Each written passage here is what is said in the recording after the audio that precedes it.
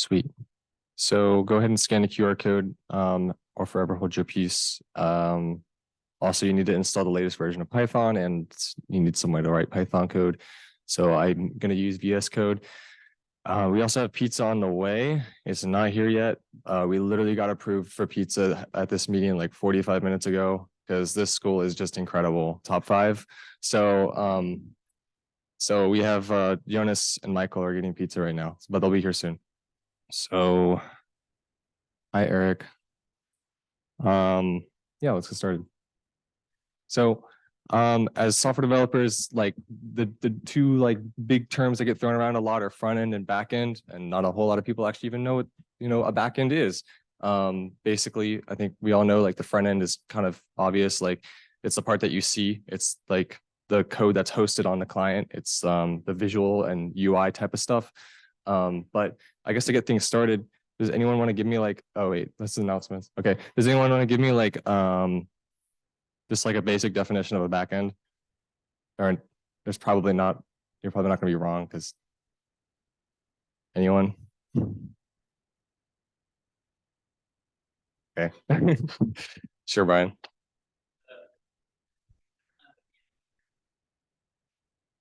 Yeah, that's pretty much it.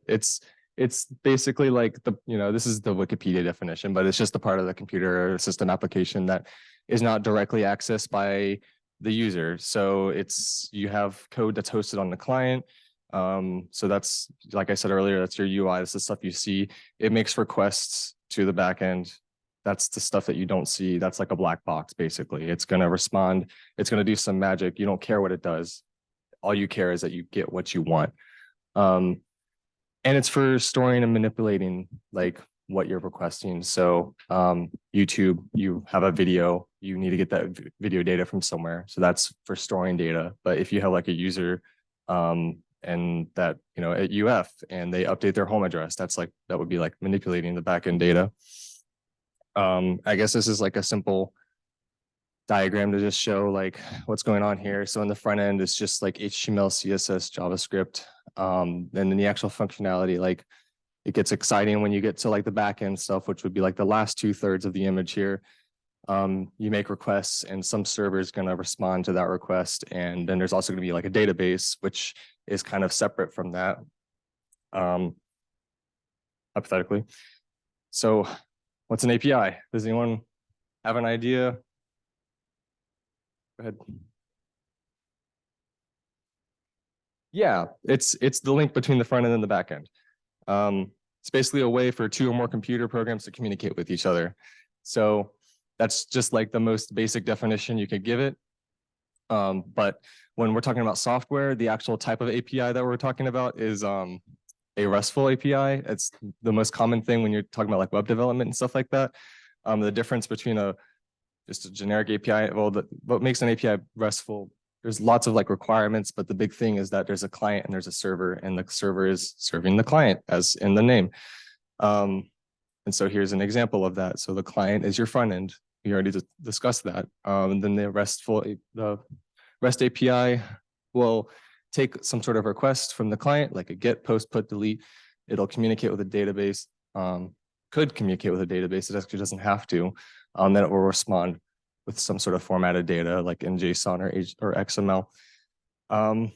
These are like the basic requirements of a RESTful API. It's important to note that it's not a protocol. Protocols are like IP, TCP, HTTP. RESTful APIs are just like, it's like a architecture. It's just like, it's a conformity.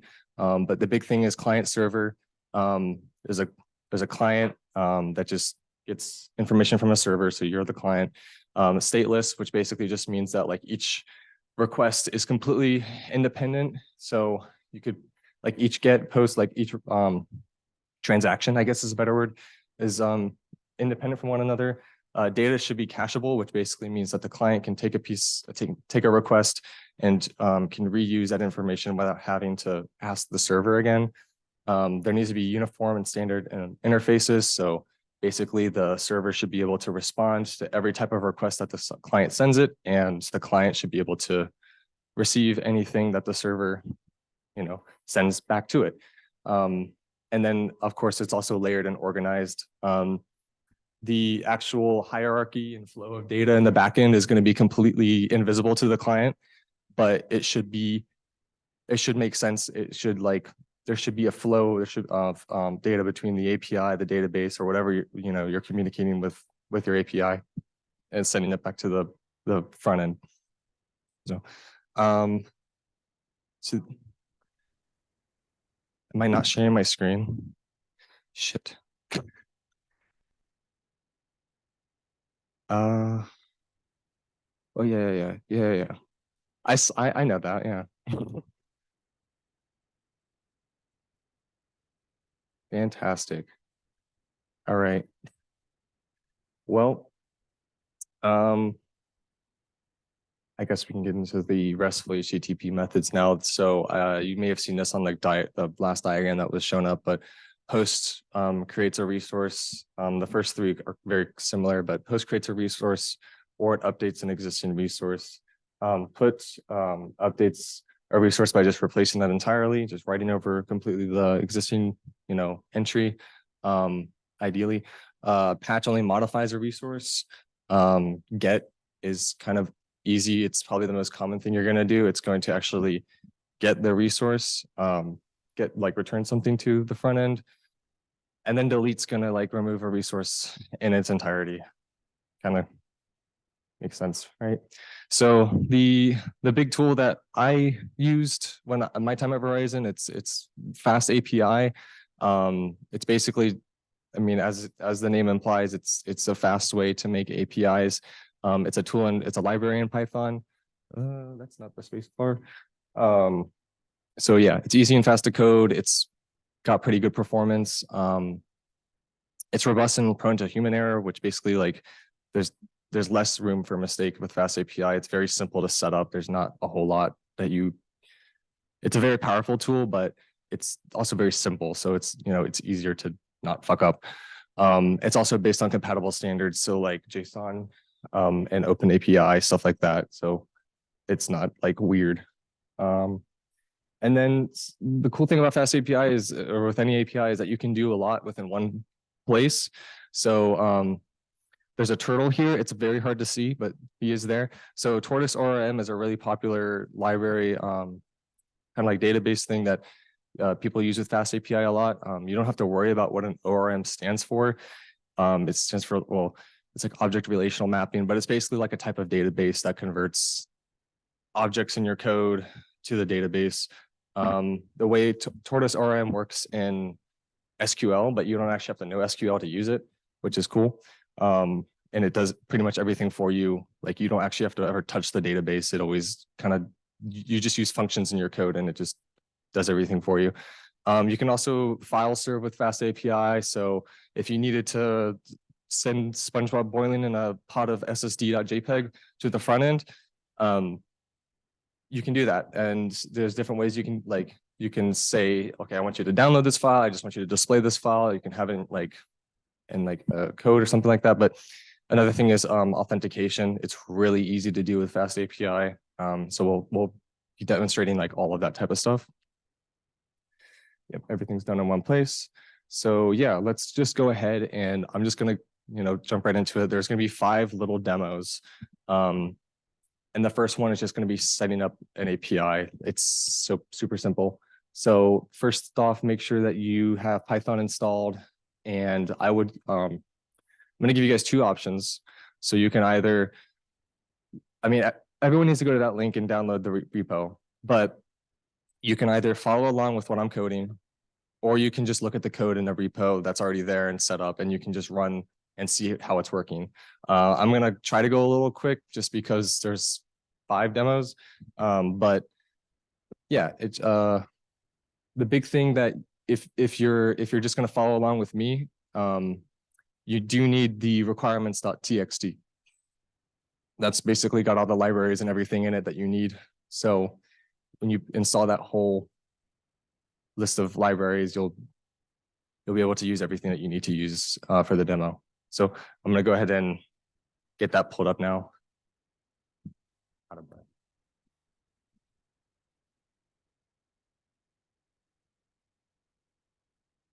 It's not working. I think it's working. I'm just not that close to it.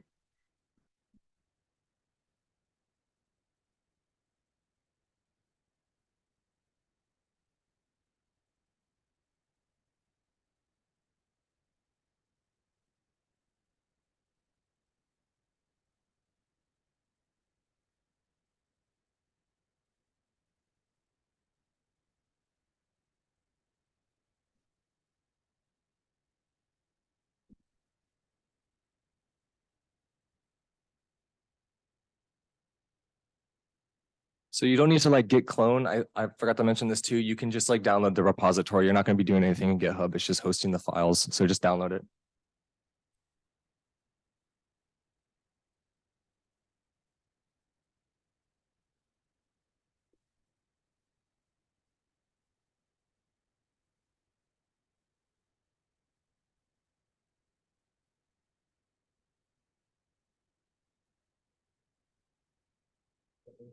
Yes. We install all the files and put it out all the time. So if you wanna follow along with me, all you need is the requirements.txt. But if you wanna just like look at everything and then just like read the code as I'm like writing it out, you can just download everything. It's up to you.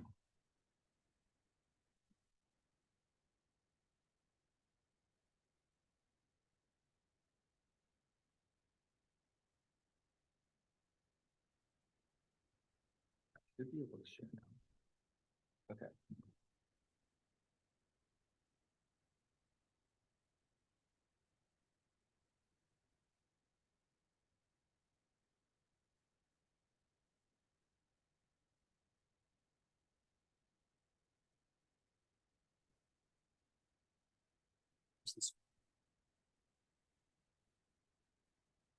Oh, there it is. Okay.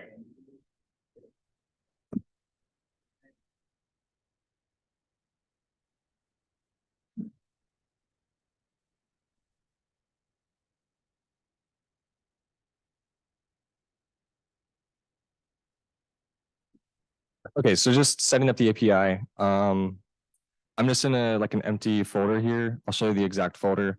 It's right here that I'm working in. Let me get rid of this somewhere. If you're looking at the right screen. So so this is the whole repository right here. All I'm going to use right now is just requirements. That's going to have all like the FastAPI and the Tortoise ORM, everything that I need for that. And I'm going to create a file. Yeah. My gosh. That works. So is everybody good to go from this point on? Yeah, okay. So I'm just going to create a main.py. This is just going to be where all the code is for my API. To set it up, it's pretty simple. You're just going to from fast API, import fast API. And then you just create an object called app. So app fast API, and that's it. That's all you need to do to actually like get it going. If you want to test this out, obviously there's no functionality to it yet, but I'm gonna run this thing here. This isn't my way. So you guys can see the code, right? It's not too small. Okay, so okay, let me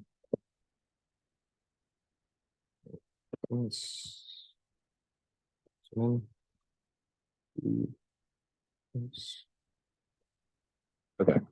Oh, that's really big. Oh, now I can't see the ship.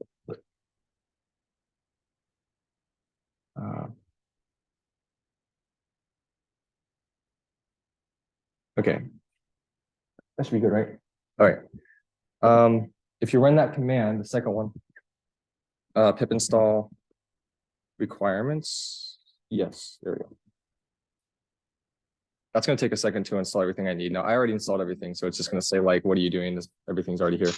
But if you see anything that says like this library is on a, you might see like yellow text that's like a warning, like this library is not on path because it's located here and this file is on your path, then you need to go into environmental variables and add it to your path. But I did run into that issue, but it should be fine if everything in Python's set up right.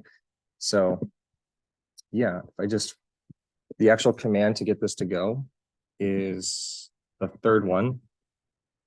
I think I had it. There it is. So it's Python-m hypercorn.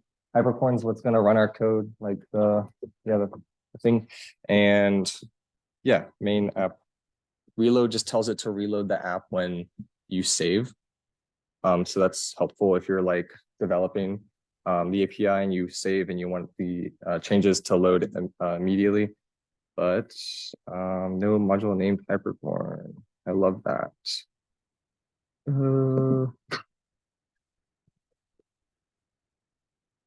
Hypercorn.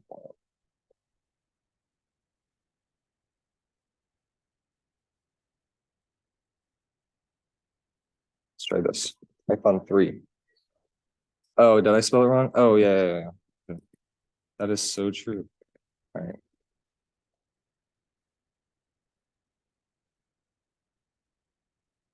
Okay, so it's going to take a second, but then it's going to give you a link here. If you click follow link, hopefully it opens. Yep.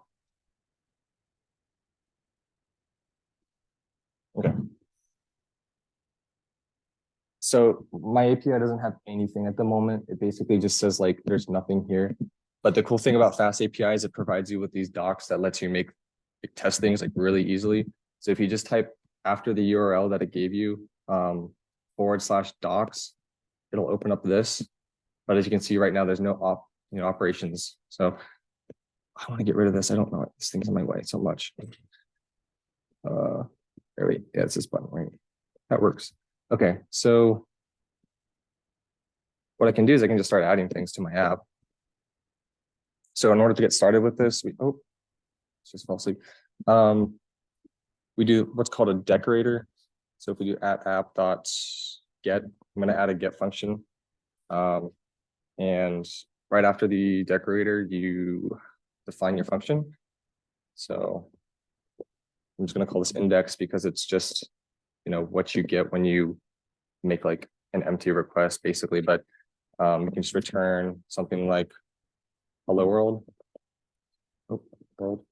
If I save that and then reload my app, then I can go back here. I can refresh this. The docs now recognizes that I have, an index or like basically this request that I just made right here on line 4. So if I go in, I can click try it out, I can click execute, and you'll see it'll respond with hello world. So that's basically the API right there. It's responding to, this is essentially just a front end that FastAPI makes for you to make it easier for you to just see what's going on. But I hope that makes sense. I can start adding more things. So I'm going to add another get. I'm just going to call this like test. And you can even respond with like JSON. So if you wanted to make like a dictionary out of it, it's like it's key value basically. So my key is response. My value is hello world. You do something like that. If I wanted to take in like a number or something else like from the request, you could do something like this. So I'm taking in this number, and within my Python function, I have to declare it like this. I'm saying number int, and then I could return with num times num, something like that. So probably. Okay. So I'm gonna, yep, that works. So if I refresh my docs, now I have number and I can try it out and test it. I put 2, basically what the docs, the Swagger UI is gonna do is it's gonna put 2 here in place of num, and it's gonna return 4 because 2 times 2 is 4. So We can also start to get into something called pedantic models.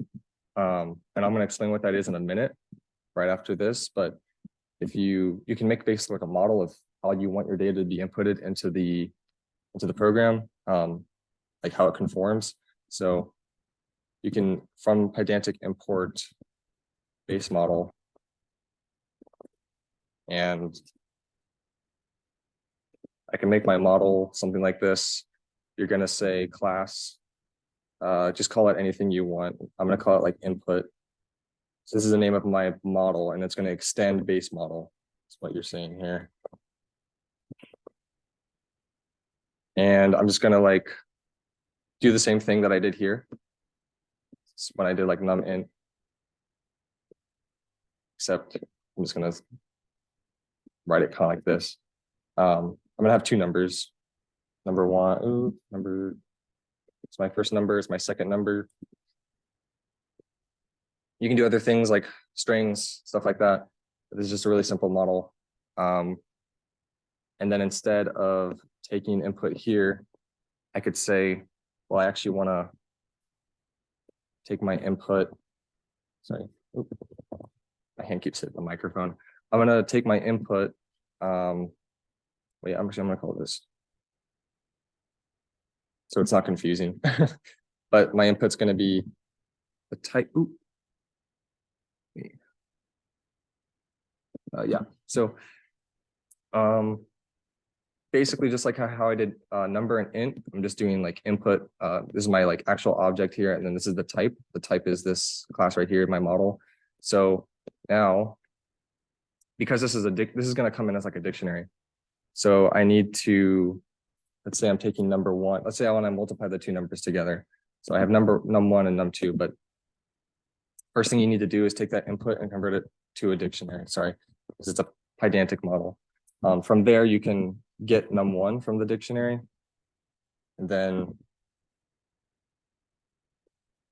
see, get num2, and that should be fine. So that's basically going to take whatever input I gave it from this model. It's going to multiply those two numbers together and just return that. So I'm going to show you that real quick. The updates. Okay. So it doesn't like when I do that.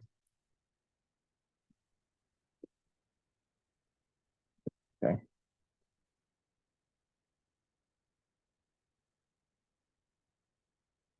So hopefully I didn't have an error. No, it's just being really slow.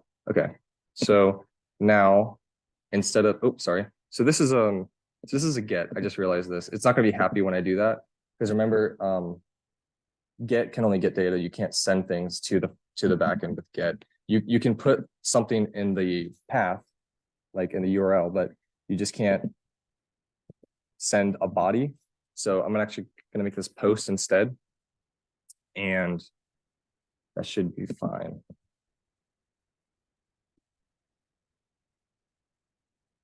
Hopefully that works. Yep. Okay. And then the Swagger UI, like the docs it's gonna recognize that this is now a post. So it's gonna show that here. And when I click try it out, it's just gonna, so this is the actual body. It just kind of makes this for me. If I put 4 here, if I put 3 here, click execute, it's gonna send that body to the front end, and it's gonna respond with 12, because just like how I coded it, I take that input, I multiply the two numbers together, and I get 12. So that's all I wanted to show for the first demo, like just getting things basically set up and getting a feel for the API. Now I'm going to stop sharing here.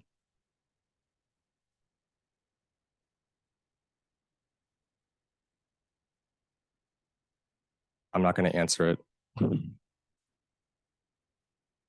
Is it? Oh.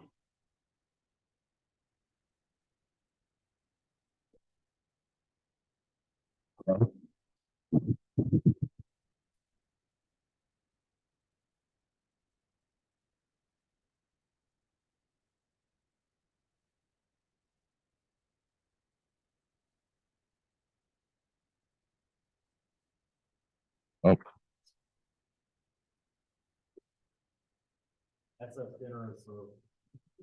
Slay.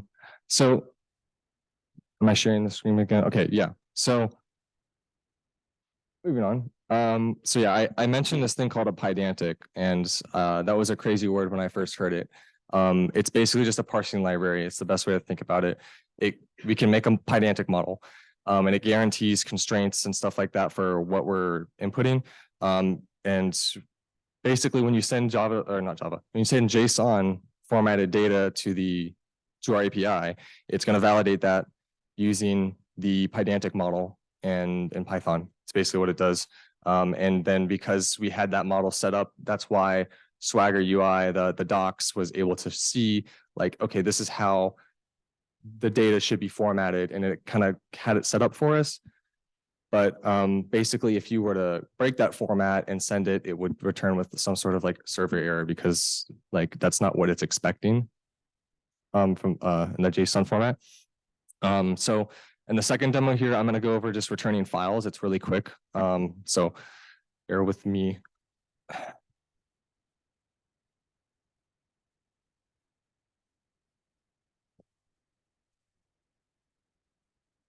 Okay.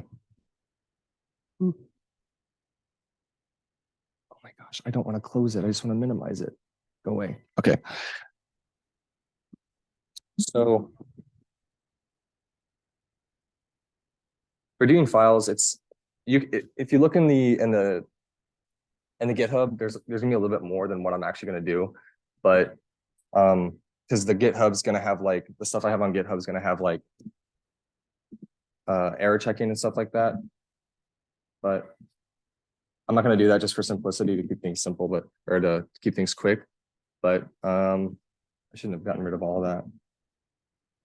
I'm gonna get rid of everything up to here and get rid of this model. And I don't need this anymore. So I'm gonna just call this, oh my gosh, I'm gonna call this image. And this is another thing I wanted to mention real quick since that was a good time. You can, since we're returning a file, we can still return as a response body. So it's called, the attribute is called responses in the get function on our decorator. And we can just say that equals, it's a JSON response. So I could say 200, which is like your typical HTTP, like successful response. And I can give it like a description, if I spell this right. And the description is an image of the ocean, something like that. You can add more to it, obviously, but that's all I'm going to put right now. And it's pretty simple. So with FastAPI, there's a library called file response. So from yeah, it's in FastAPI's responses. So you want to import file response. So now that, or it's a function. So now that you have this function, you can respond, and pretty much the file path goes here. So I have this this image here that I had. Well, I guess it's, yeah, there it is. I guess it's loaded in VS Code. So I want this image. I want this image in my browser. I want to send it to the front end. So 0270 dot JPEG. Yeah. Another thing that it needs is the media type. So okay. It's media underscore type, and that's just, you're just telling the file response function like what you're sending. It's going to be an image, and that's going to be a JPEG. And yeah, I think that, yeah, that's pretty much all you need. You save that, you can relaunch the, I'm going to relaunch the server now. And yeah, okay. So now go back to Swagger UI. I can run my this function and it returns my image. Now another thing is, since this is literally just returning an image, the default thing for all browsers is to just display the image. So there it is. If you just type it, the URL like straight into the browser, not through the docs. But another cool thing to note is if you want to instead be like a download link, you can add a file name. So to the file response function. So let me zoom out or actually I can do this. Yeah, there you go. So you can see the whole thing. So even in a file name, now it should just download the image when I run it. Let me see if I try it out. I click execute. You can see it just responds. Oh, wait. Did I save it? No, I did not. Okay, so save it.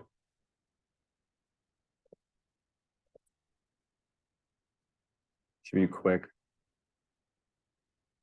I click execute, it's just going to download it. You can see there's nothing there. It's just empty, but I did get that response body. Oh my God, why is it there?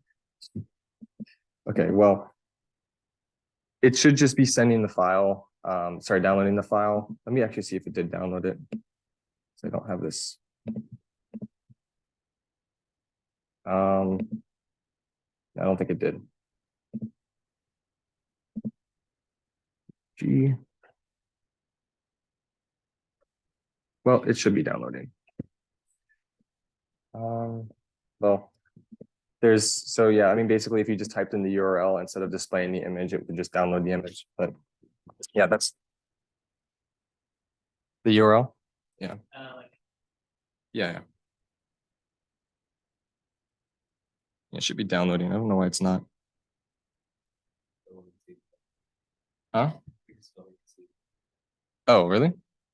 Oh, did I share the wrong thing? Oh, wait, I should be sharing the whole screen. My bad. Screen. There we go.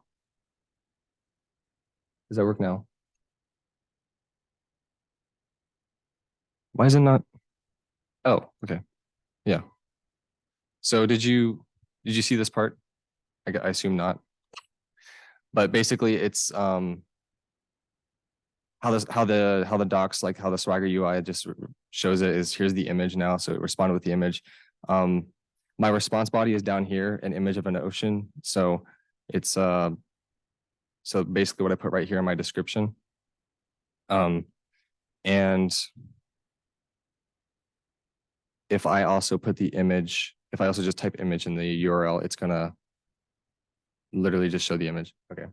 So I'm gonna move on to the next thing. Great.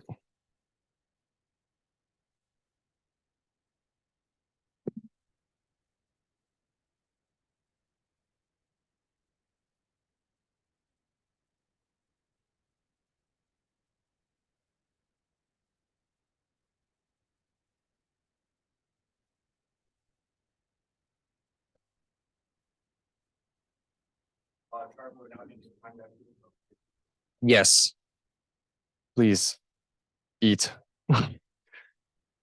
You could have gotten it at any time. I'm sorry.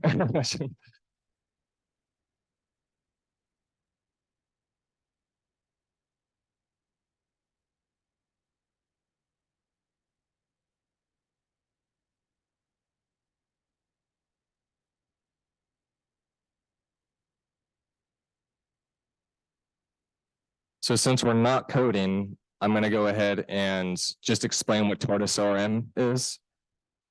But like I mentioned earlier, ORM is a okay. An ORM is an object relational mapping. It's what it stands for. It's basically just like what Tortoise ORM does for us is you have a relational database like SQL, something like that. It just takes our object, does magic, puts it into its SQL file, and we'll see the SQL file get made once we run the code. But at the moment, it's not there. But Tortoise ORM will make the SQL file for us. And I guess the cool thing about that is even if you close exit the program and completely rerun the code, update the code, all the data will still be there. The SQL file will still be there. And even if you change your model, it can still within constraints, it will still work with the SQL file that it has there. So yeah, so it creates a database for us and converts data from the database to an object in our programming language and vice versa. It's also asynchronous, which basically means it does things like separately from our API. But so we'll have to use the async keyword once we do it in Python.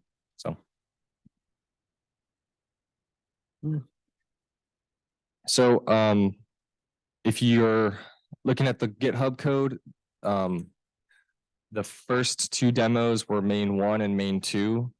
The third demo is in main. I don't know why I did it like that. I'm sorry, but it's main.py. So if you're looking at the GitHub, that's what we're looking at now for this demo. And I'm going to switch over to that.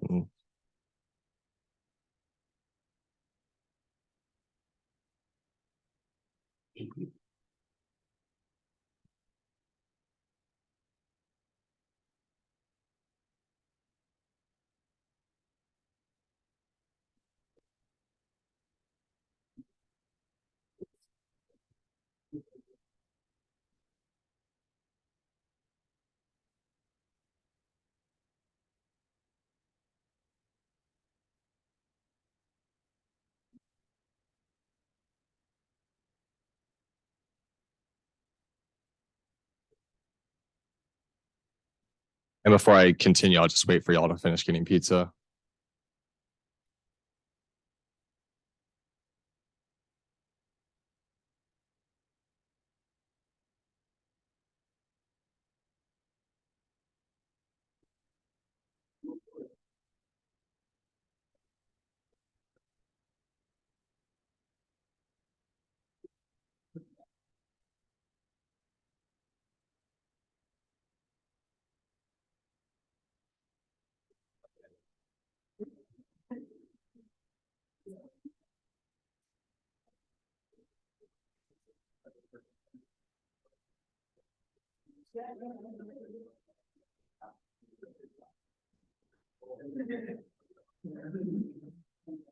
This is oh, I'll just wait.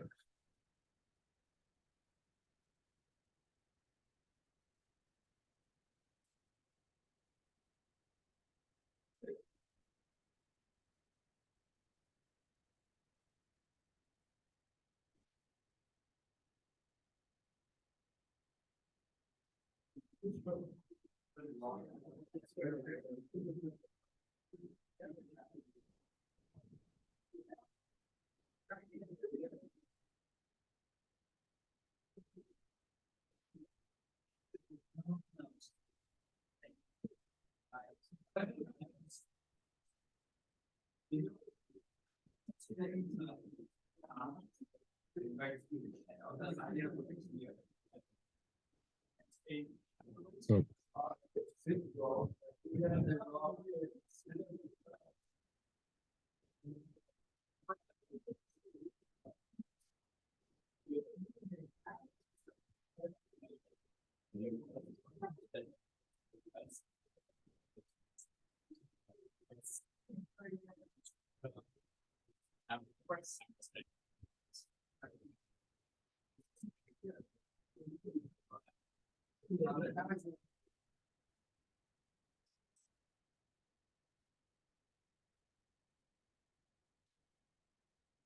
I forgot to show this, but yeah, the image file is basically in the same folder as the main.py. I guess that kind of makes sense anyways, but you can also do like an absolute file path as well in the file response. But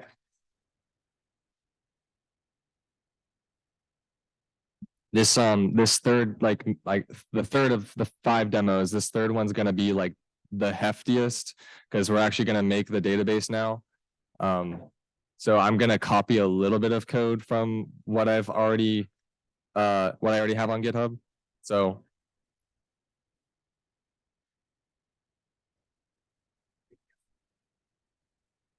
and yeah, cool.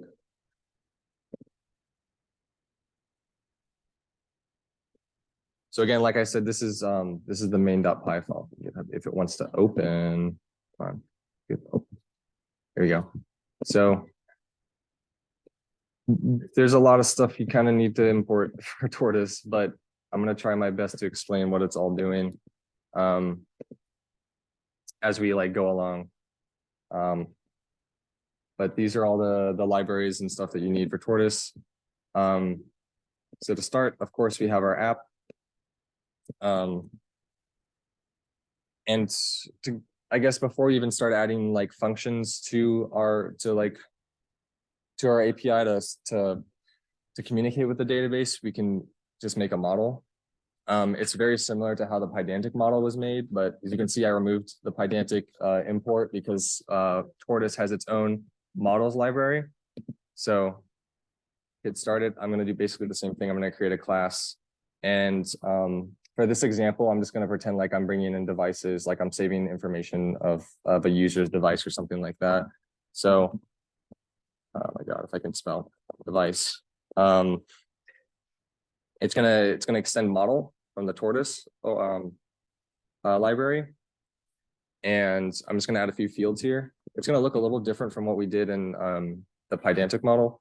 So in Tortoise, you have these fields. And for example, like an int field is gonna be obviously an integer.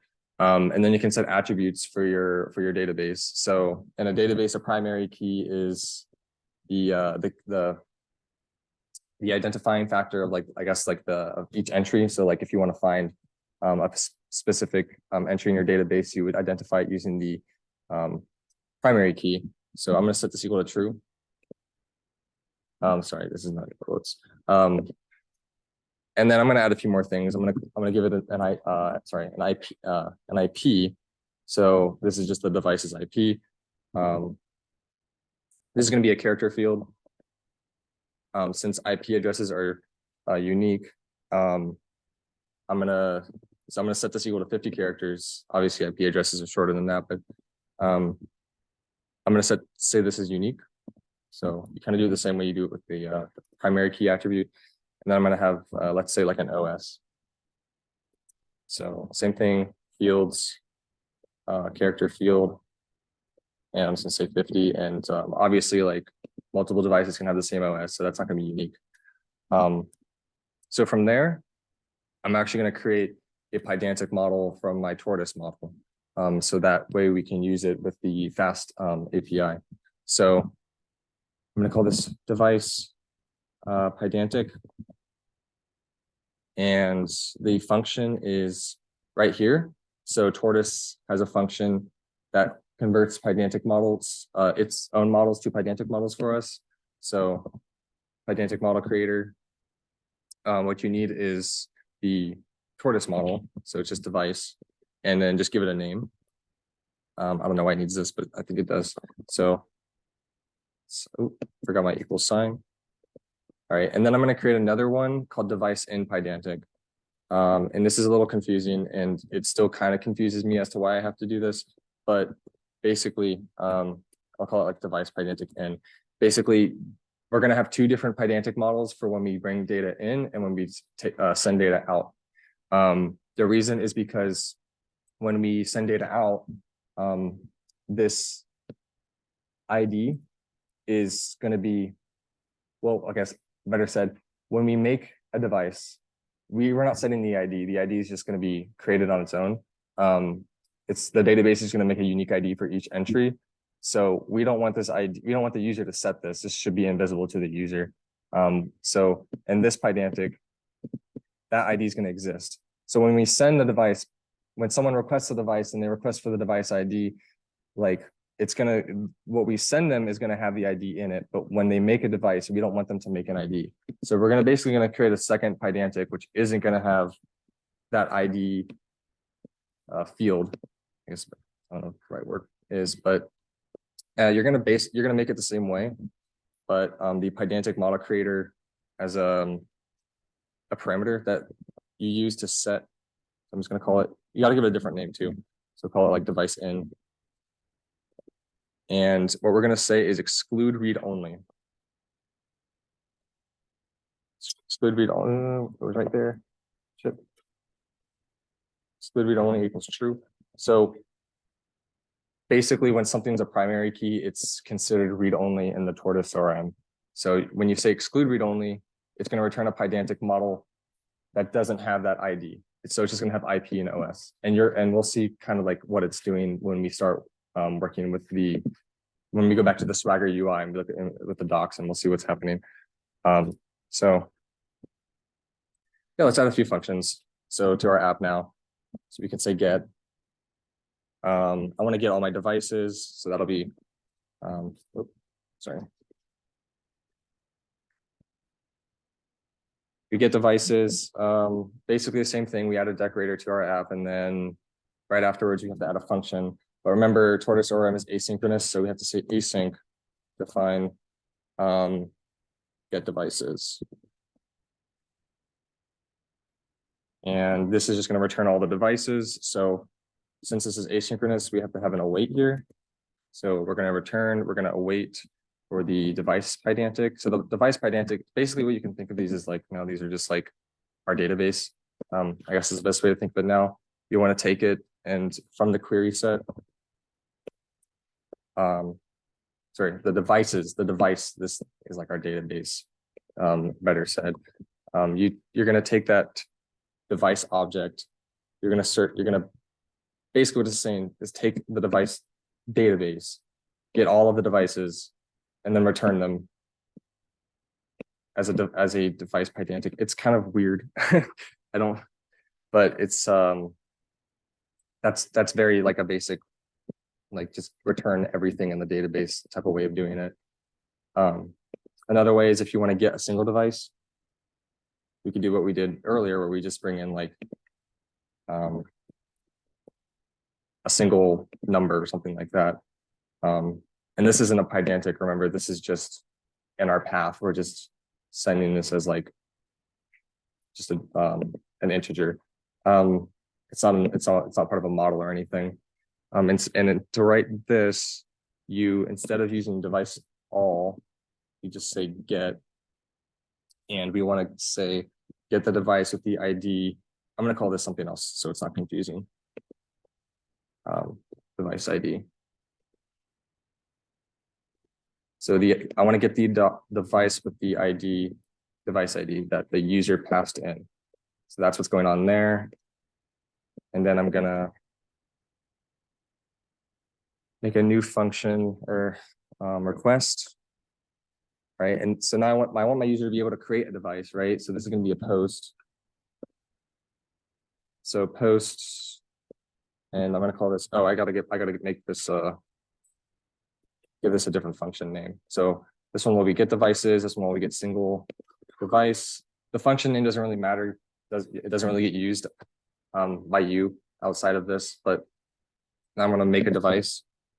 And this time I'm actually going to bring in my Pydantic model. So I want the user to, create a new device using the IP and the OS. So I'm going to use my device Pydantic in. And sorry, I'm going to show more code here. And it's device in with type.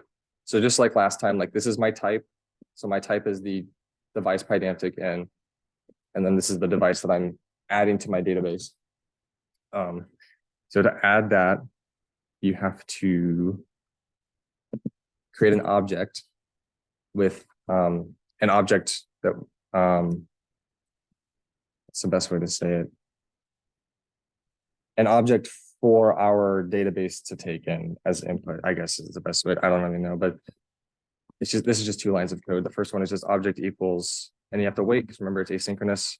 So I'm going to run a function on my database. I'm going to say create, and the syntax gets kind of weird here, but remember a Pydantic is just like a dictionary, or it's not a dictionary, but we need to convert it to a dictionary for Tortoise.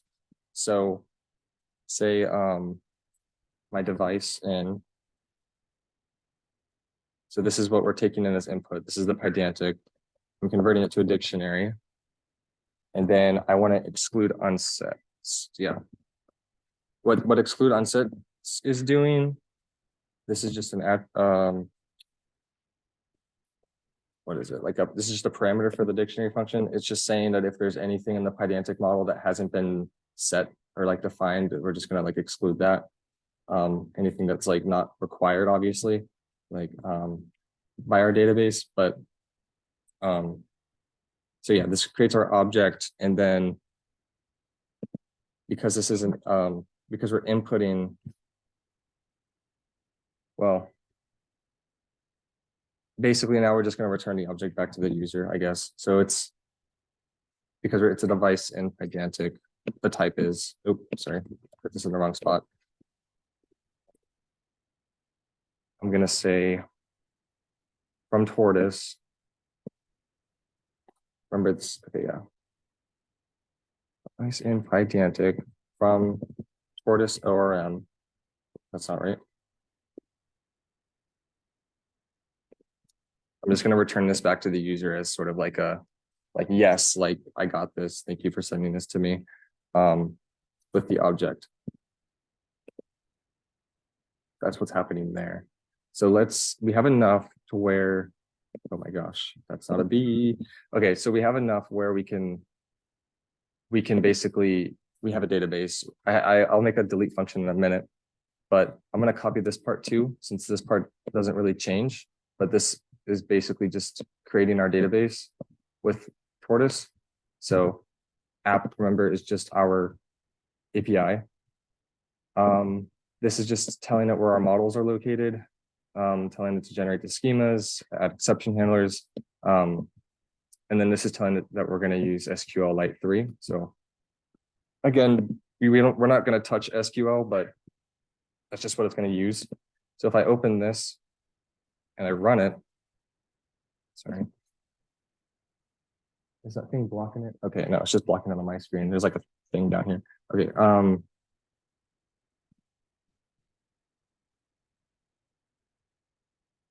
So if I run main.py, you can see it made these SQLite files over here. So that's basically the database right there. It just made that for us.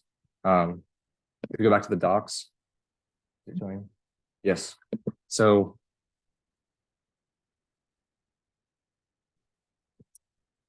our functions are here now that we made earlier. If I try to get devices, there's nothing here. So it's going to just respond with an empty body.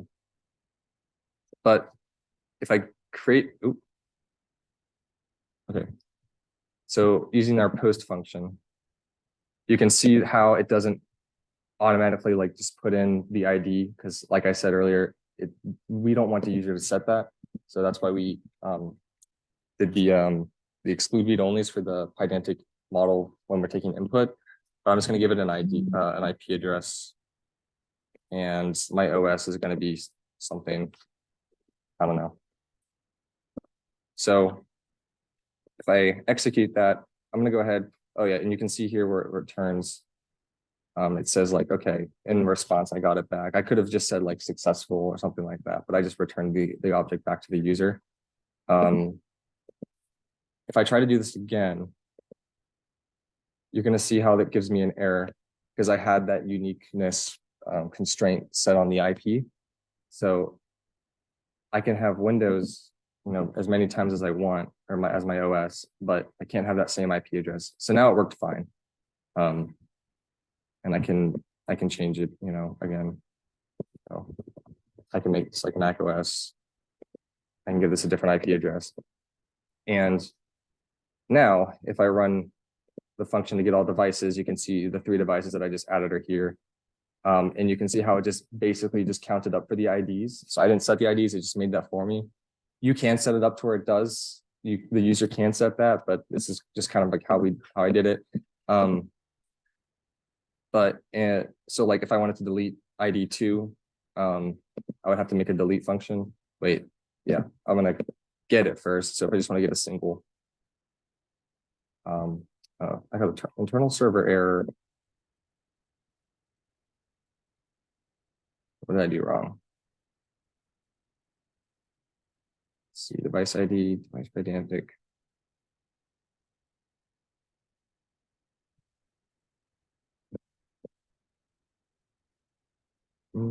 return.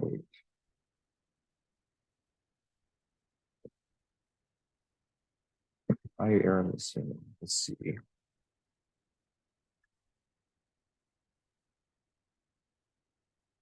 ID.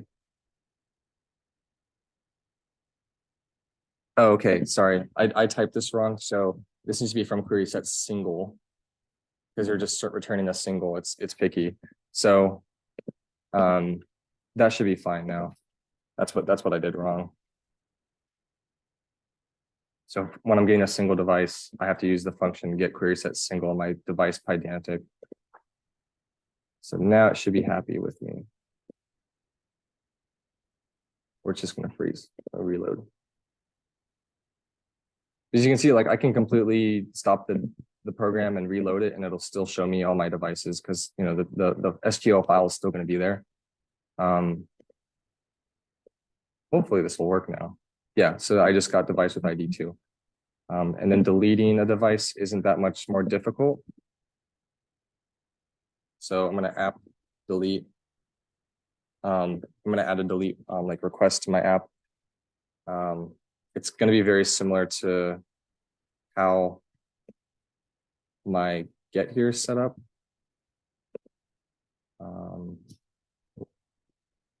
Yeah, let's do that. Devices / yeah, that works. What I wanted to do. So we're just going to return, well, so we can return whatever we want. I'm going to just say await device. Remember, is like our, get rid of this completely. So for deleting a device, we take again like our database is the best way to think about what this is. I mean, it's our model, but we say device filter is the right function. And then ID equals device ID. And we just take, so basically what this does is it gives us that entry in our code in the database. So we have that single entry now, and we can call certain functions on it. I'm just going to call delete. So it's going to tell Tortoise to delete this entry in the database. And we can just return, okay, something like that. So if I type it, okay, my way. Okay. So I can demo that now. So you can see my delete function is here now, my request. So if I wanted to delete device, so here, I'll show you this real quick. So all devices are here, 1, 2, and 3. If I delete device 2, it's going to return with okay. If I try to delete it again, it says okay again. Why? Okay, well, it shouldn't. But you can see that device with ID 2 is gone now. We just have 1 and 2. Oh, right. I mean, it just says okay every time because it's not actually, the response isn't based on like what happened here. But you can set it up to where like if you try to delete a device that does not exist, it says, okay, well, there's no device here like that anyways. But that's a basic way to set up a Tortoise ORM like a database using FastAPI. The last 2 demos I'm going to show are going to be pretty like, I guess more simple. But yeah, does anyone have any questions? Does everything make sense? Yeah, cool.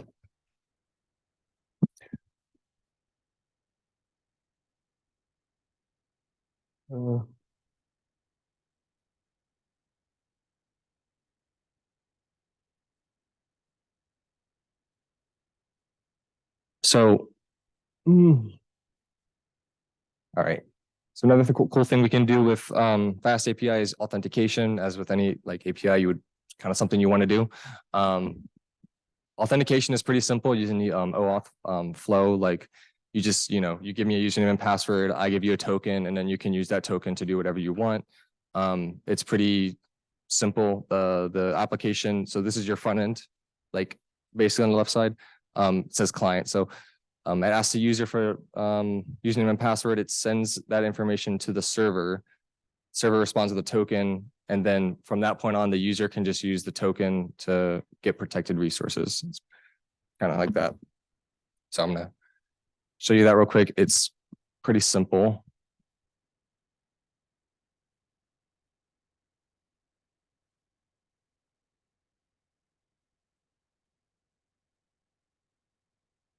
Yeah.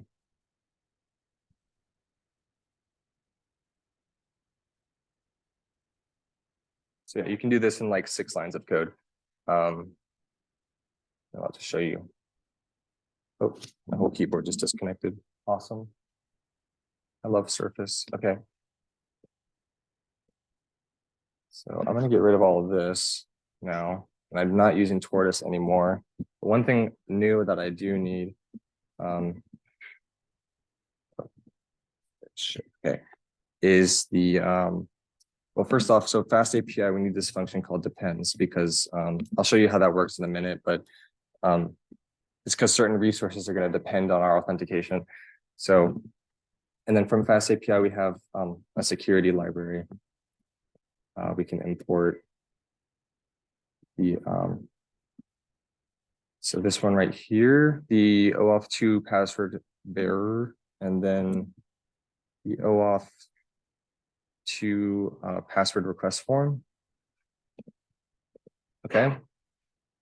So we're going to create our, like, basically like our authentication object. I did not spell that right at all. Okay, I'm just going to call this OAuth, and we're going to call this function. I can spell. Call it the OAuth2 password bearer. So this is basically the object that's going to have our password, I guess. We're going to use this to create a token and then return it to our user.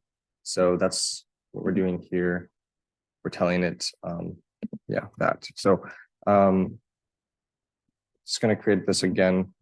Add some functions to my, it's just 2 more functions I'm going to add to my app to do this.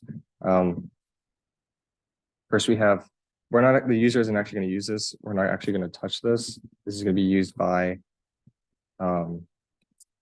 like internally by FastAPI, but this post call here is just going to be, and again, this is another async function, but this post call here is just going to be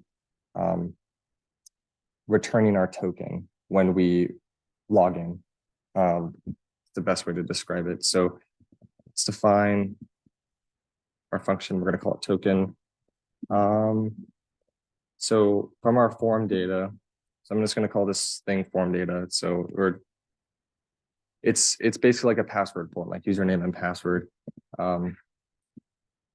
And we're going to say that it depends on,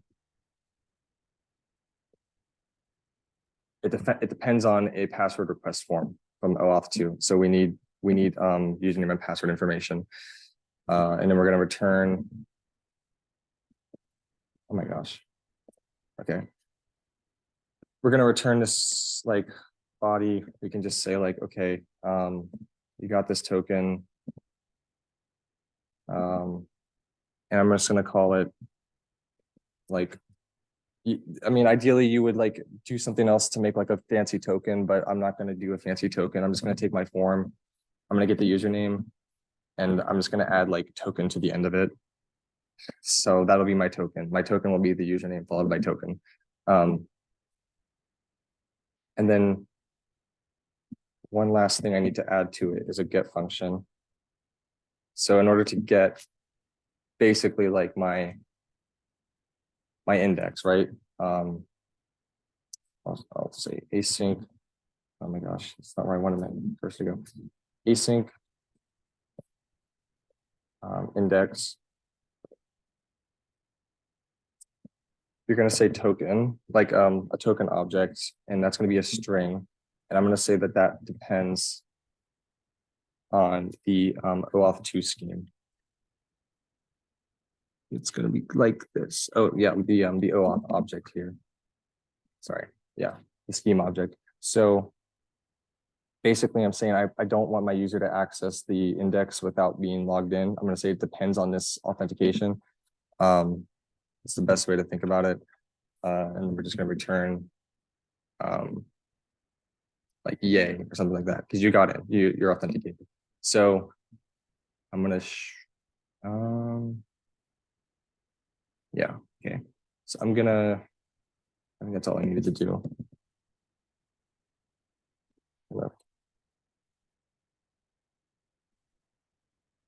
Stop it.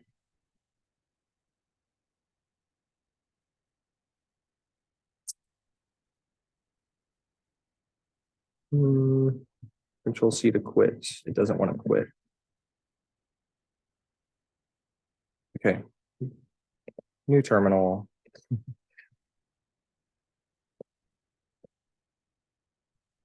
Okay. Let's see. Am I missing a semicolon here? Yeah, or a colon. There we go. Did I save it? Nope. There we go. Okay. So I'll show you how Swagger treats this. That's what the Swagger UI. So it sort of simulates like a login form that you would typically have on the front end. So if I were on a website and I was prompted with this login, I would give it a username, I would give it a password. And so my username is SSD, my password is password. And I'm gonna think this Zoom thing can get in my way. Is it being blocked? Oh.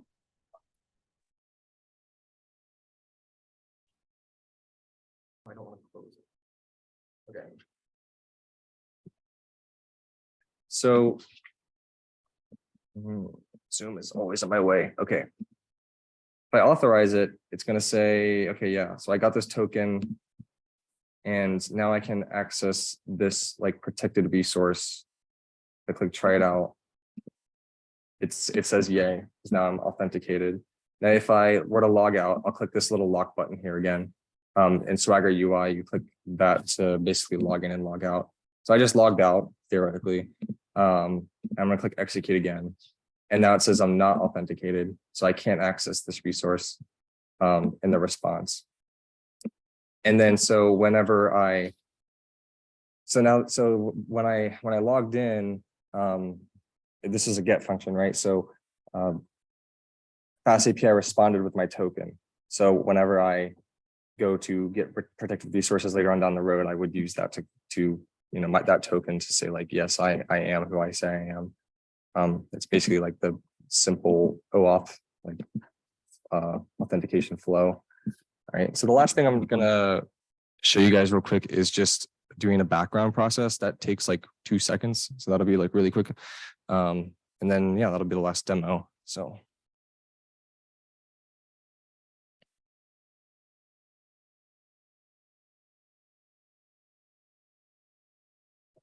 background tasks, you have a request that takes a really long time to process. You don't want that to gunk up your API and slow things down. So you want that request to be responded to be handled. That response to be handled in the backend of the background of your program. Basically, it's like a thread. API, the FastAPI will create a thread for you, and yeah. So this is really simple. So I'm just going to show you that real quick. But this is built into FastAPI. So, and if you're looking at the code on GitHub, this will be in main4.py. So share my screen.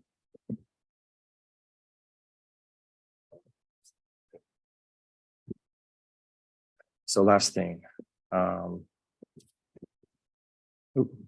want to go back that far.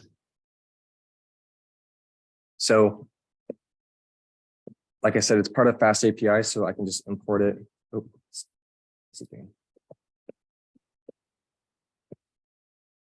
called background tasks. So from FastAPI, I'm importing FastAPI and background tasks. So let's just say I have like a long function here. And it takes a really long time to process. Let's just pretend, but actually I'm gonna call this something better. But so this will just be a single, my API will just have a single request, because I'm not really like going to do anything else. I mean, just to demo the background tasks. But because this is a background task, it's going to be asynchronous, right? We're doing this like separately from our main from our API. So we need to define this. I'm just going to call this function index. Doesn't really matter what I call it. And I'm going to import into my function background a background task. So like object, if that makes sense. So I'm going to call it back, just whatever. And the type is going to be background tasks. And I can take that object and I can add my function. Add function is the method is called add task. And I can add my long function here that takes so long to process. And the way it works is the first in this function called add task to my background tasks object. The first parameter is going to be the name of the function, and then every parameter afterwards is going to be the parameters that I want to pass into that function. So I want to say like hello world, and you would just keep adding on parameters if there were more in here, and then I would return something.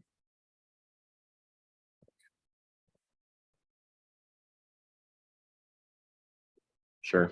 So yeah, let's try that out.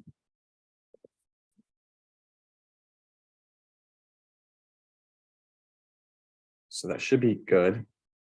So I know that background tasks is going to be calling this function long func because I have it printing.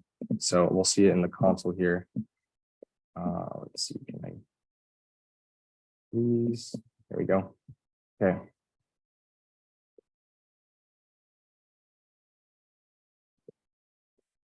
So yeah, when I execute it, you can see it's printing hello world.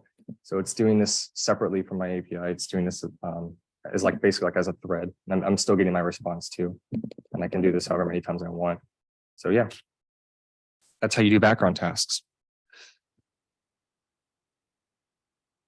All right.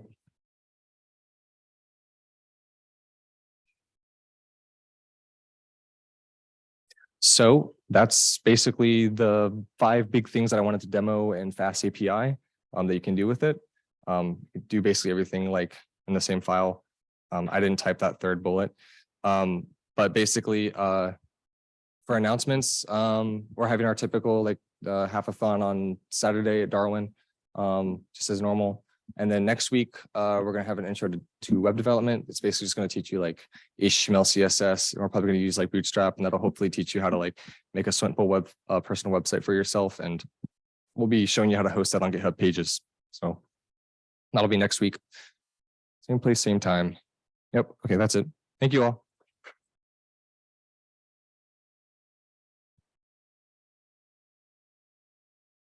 Thank you to everyone on Zoom for sticking around. I'm going to stop recording. Do